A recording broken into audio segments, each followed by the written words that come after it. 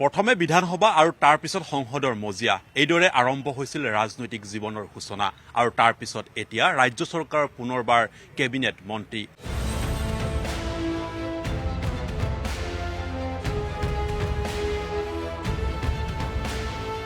বৰ্তমান মই MLA আৰু অসম চৰকাৰৰ মন্ত্ৰী হিচাপে যোৱাকালি শপত গ্ৰহণ কৰিছোঁ আৰু নিশ্চয় যোৱাকালি স্মৰণ দিন এইটো কাৰণে হ'ব আমাৰ ভাৰতৰ সকলো মুখ্যমন্ত্ৰী তাত উপস্থিত আছিল ভাৰত চৰকাৰ গোটেই কেবিনেটে উঠি আহিছিল লগতে বহুত কেইজন উদ্যোগপতি উপস্থিতিত ভাৰতৰ প্ৰধানমন্ত্ৰী গৃহমন্ত্ৰীৰ উপস্থিতিত কালি শপত গ্ৰহণ অনুষ্ঠানটো হৈছিল আৰু তাত মুঠেই 5জন মানুহে শপত গ্ৰহণ লৈছিল কাৰণ 18জনীয়া এটা মন্ত্ৰী মণ্ডল গঠন হ'ব 5জন লৈছিল আৰু তাত মুখ্যমন্ত্ৰীৰ পিছত দ্বিতীয়জন শপত গ্ৰহণ দায়িত্ব মই পাইছিলোঁ সেইকাৰণে মোৰ কাৰণে এটা গৌৰৱৰ দিন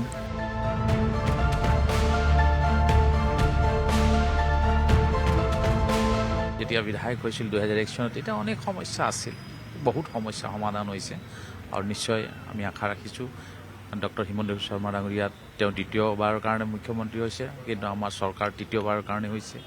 নিশ্চয় দুই এটা কাম য'ত থাকি গৈছে নিশ্চয় সেইখিনি কাম কৰিবৰ কাৰণে আমি চেষ্টা কৰিম ভাৰত চৰকাৰ চবতকৈ সৰু যিটো ডিপাৰ্টমেণ্ট আছিল ফুড প্ৰচেছিঙৰ মন্ত্ৰী হৈছিলোঁ প্ৰথমতে মই আৰু এনেকৈ কাম কৰিছিলোঁ যে 2 বছৰ পিছতেই ভাৰত চৰকাৰে অৰ্থাৎ আমাৰ মোদী ডাঙৰীয়াই সিদ্ধান্ত ল'লে যে মোক দুটা ডাঙৰ ডিপাৰ্টমেণ্ট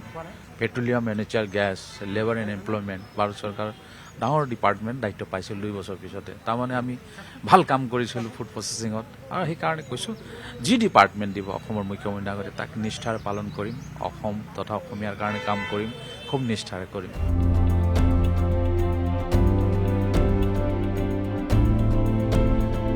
মুখ্যমন্ত্ৰী ডাঙৰীয়া যিহেতু বহুত এক্টিভ তো তেখেতৰ নেতা যিহেতু আমাৰ এক্টিভ হয় সকলোতে এক্টিভ হ'বই লাগিব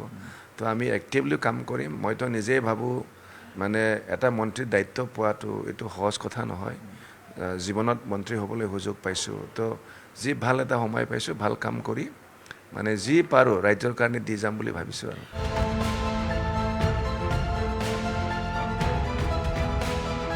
স্পৰ্ট ডিপাৰ্টমেণ্টৰ ৰেভিনিউ ক্ষেত্ৰত যোৱাবাৰ কিছু প্ৰত্যাহ্বান হৈছিল নে আপোনাৰ বাবে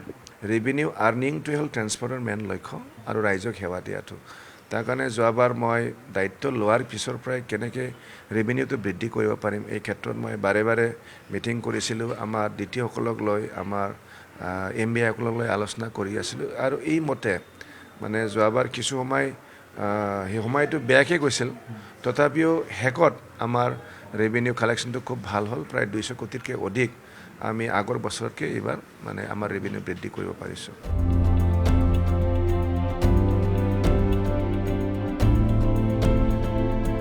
ত্ৰিশ বছৰৰ পিছতে মাজবাট বাকী এইবাৰ মন্ত্ৰীৰ পুনৰ দায়িত্ব পাইছে আগত প্ৰয়াত চিলভিয়াছ কন্দপান তেখেতে মাজবাট সমষ্টিৰ পৰা মন্ত্ৰী আছিল কিন্তু 30 বছৰ গেপ হ'ল মন্ত্ৰীৰ দায়িত্ব পোৱা নাই এইবাৰ যিহেতু পুনৰ মাজবাট সমষ্টিলৈকে মন্ত্ৰীৰ দায়িত্ব যিহেতু গৈছে মাজবাট বাকী ৰাইজে খুব আশাবাদী আৰু তেখেতসকলৰ যিখিনি আশা এইটো মই কামৰ সূত্ৰে মই তেখেতসকলক মই দেখাই দিব চেষ্টা কৰিম